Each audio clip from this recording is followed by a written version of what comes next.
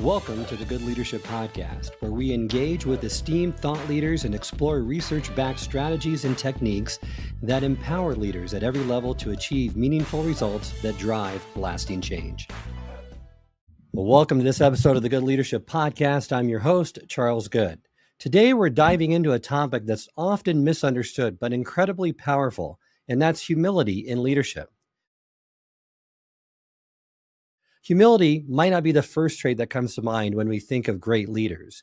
More often, we associate leadership with confidence, assertiveness, and charisma. But today, we're going to explore why humility is just as crucial, if not more so, in becoming great as a leader.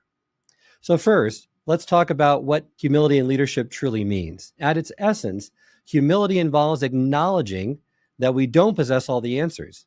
It's about having the capacity to listen, welcoming feedback, and prioritizing the needs of your team and organization over your own.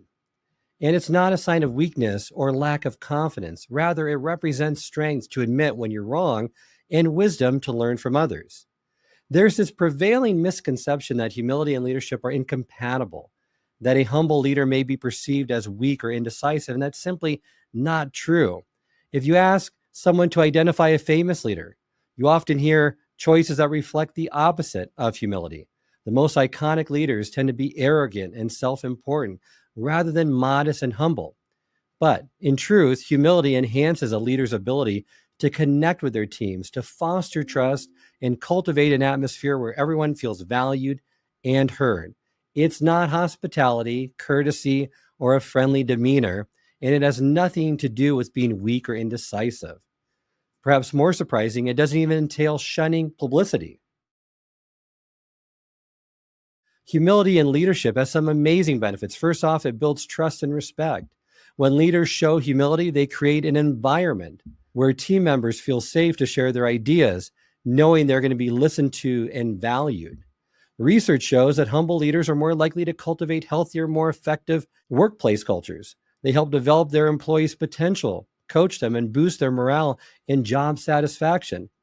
In a recent meta-analysis found that humility not only links to higher leadership competence, but also reduces unproductive work behaviors, like unethical actions. So if you want to avoid toxic leadership, look for humility in leaders. Researchers at the College of Business at the University of North Texas, for example, in an analysis of over 200 studies, found that humble leadership was the strongest predictor of both employee satisfaction and improved performance of both individuals and teams. Similarly, a study co-authored by Roger Goddard, an Ohio State professor of education studies, discovered that teachers who rated their leaders as being very humble were more likely to share their knowledge and expertise during meetings, creating that psychological safety that's so crucial for organizations to not only survive, but thrive.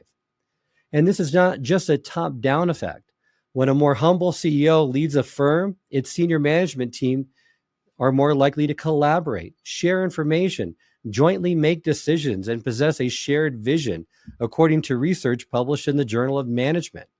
So on top of that, humble leaders tend to be better decision makers. They're more open to seeking input from others, considering various viewpoints, making thoughtful and balanced choices. So it helps them to stay more grounded, and it focuses them on the organization's greater good instead of just their success.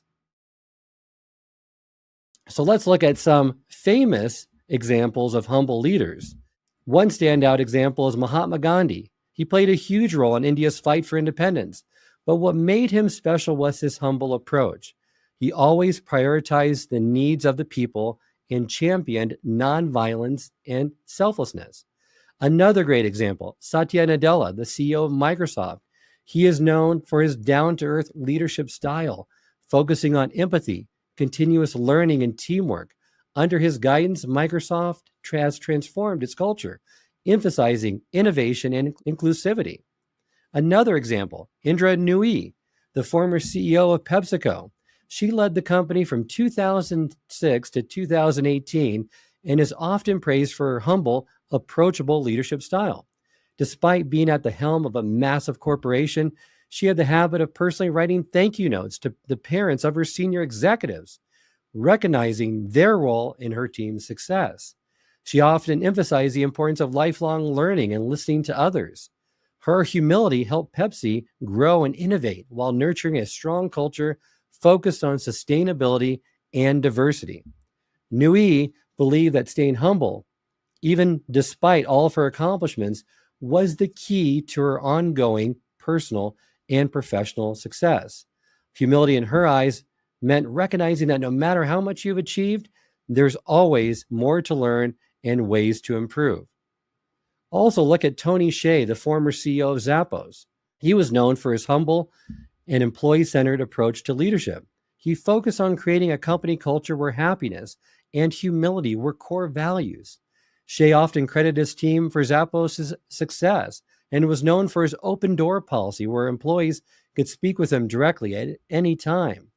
Shea's leadership helped Zappos become a leader in customer service and model that for how companies can build strong, positive work cultures that prioritize employee well being, all the while remaining humble. There's a great scene in the 2009 movie Invictus where Nelson Mandela, played by Morgan Freeman, meets the captain of the South African rugby team and expresses his support for the team, despite the fact that many people of color view that team as a symbol of apartheid. Mandela shows great humility by acknowledging the team's significance to different groups and uses this opportunity to unite the country through sport. It's a great leadership movie, but that's a great example of a humble leader really putting the needs of his country above his own. I wanted to take a closer look at some of the common myths around humility and leadership and provide a more detailed explanation of why these persist and how they can be countered. First, humble leaders lack ambition. Humble leaders are often perceived as being less ambitious or driven. This misconception comes from the belief that humility involves downplaying one's goals and achievements, leading others to think that humble leaders don't have the same level of drive or determination, when in reality, humility and ambition are not mutually exclusive. In fact, humility often strengthens ambition by focusing it on meaningful, long-term goals rather than short-term personal gains. Humble leaders are ambitious for their teams, their organizations, and the impact they can make. How do you counter this myth? Well, emphasize that humility allows leaders to focus on the broader vision and mission, driving toward goals that benefit the organization and community as a whole. Leaders like Mother Teresa, who remained humble while ambitiously pursuing humanitarian goals, or Elon Musk, who combines humility in acknowledging his failures with ambitious plans for space exploration, are examples of how humility can coexist with high ambition. Another myth is that humility leads to indecisiveness. Some people believe that humble leaders may struggle with decision making because they are too willing to consider all perspectives, or maybe they second guess themselves. The reality is, humility does not cause indecisiveness. Rather, it promotes thoughtful, inclusive decision making. Humble leaders value input from others, actively seek diverse perspectives, and are open to changing their minds when presented with new information. This approach does not mean a lack of confidence. It means they are committed to making the best possible decision with all the available evidence. So how would you counter this? We'll share once again some examples of leaders who have demonstrated decisive action while still remaining humble. For instance, during the Cuban Missile Crisis, John F. Kennedy exhibited humility by carefully considering various perspectives, including those that challenged his own. His willingness to listen and deliberate with those that opposed him led to a more measured and ultimately successful decision to avoid a nuclear conflict. Another common myth that persists is that humility limits authority and control. This myth is rooted in the belief that humility undermines a leader's authority over their team. It assumes that if a leader is humble, they may not be respected, as humility might be a sign of weakness or a lack of control. The reality is that humility actually enhances a leader's authority and control by fostering a culture of mutual respect and collaboration. When leaders demonstrate humility, they build stronger connections with their team, who in turn feel more motivated to contribute, perform, and innovate. Humble leaders gain authority not through fear or force, but through trust, respect, and influence. Once again, highlight some examples of leaders who have successfully balanced humility with authority to counter this. For instance, Ruth Bader Ginsburg, former Associate Justice of the U.S. Supreme Court, demonstrated humility throughout her career while maintaining a powerful presence on the court. Despite her significant influence, Ginsburg was known for her quiet, respectful demeanor and her willingness to engage in meaningful dialogue with those who held opposing views. Her humility did not diminish her authority, rather, it enhanced it. One final myth that I like to profile is that humility is a sign of insecurity. Some view humility as a sign of self-doubt, believing that the humble leader may lack self-esteem or be uncomfortable in asserting themselves in high-stakes situations. The reality is that humility is a sign of strength and self-assurance, not insecurity. It comes from a place of confidence that allows leaders to acknowledge their own limitations, seek help, and celebrate others' achievements. Humble leaders are secure enough in their abilities. They don't need to prove themselves or dominate others to feel validated. You can point to various leaders like Angela Merkel, the former Chancellor of Germany, who led with quiet strength and humility. Merkel rarely sought personal attention or accolades, yet she was recognized globally for her confident and effective leadership during crises like the European debt crisis and the refugee influx. So how do we bring a little more humility to our leadership? Here are some simple, practical ways that you can do that. First, listen actively. Try to listen more than you talk. Encourage your team to share their thoughts and really consider their ideas. Number two, know what you don't know. We all have a huge urge to feel like we're the masters of the universe. But remember, as a leader, you're more of a generalist. Lean on those experts around you and know when it's the best time to step back and to delegate it to someone else. Number three, don't buy into your own hype. We all tend to put a shiny spin on our successes, whether it's in a press release or a self-review. Just remember, the reality isn't always perfect. Enjoy your wins, but don't let them cloud your judgment. Number four, admit mistakes. It's totally okay to say, I messed up. Owning your own mistakes shows strength and helps build trust with your team. Number five, give credit to where credit is due. Make sure to recognize and celebrate what your team has done. Share the spotlight and acknowledge their hard work. Number six, seek feedback. All great leaders regularly ask for input from others, whether it's a team, a peer, an external coach. Use their feedback to grow and improve. Also, remember to stay curious.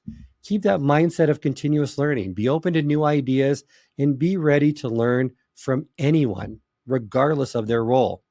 Remember, being humble doesn't mean you lack confidence or authority. It just shows you're secure enough in your leadership to appreciate the value others bring and the need for constant growth. And remember, having a formal leadership position does not make us better or more important than anyone else. In fact, nothing does. But it's about using our authority, our position, to give everyone else some genuine empowerment. I love some quotes from some famous individuals around humility. One of them, humility is not thinking less of yourself, it's thinking of yourself less. And pride is concerned with who is right, while humility is concerned with what is right. As we've discussed today, humility is a quiet strength that can make a powerful impact on your leadership. It fosters trust, decision-making, and creates a powerful organizational culture. I encourage you to reflect on your own leadership style. Where can you incorporate more humility, and how might it change the dynamics of your team and organization? Thank you, and look forward to seeing you at our next episode. I hope this episode has provided you with valuable insights. If it has, I ask you to share it with someone who would also benefit from it. If you've been enjoying and gaining knowledge from this podcast, then subscribe to our YouTube channel, where you can find all the previous episodes of the podcast and additional learning resources. You can also subscribe to the podcast on Apple or Spotify and leave up to a 5-star review.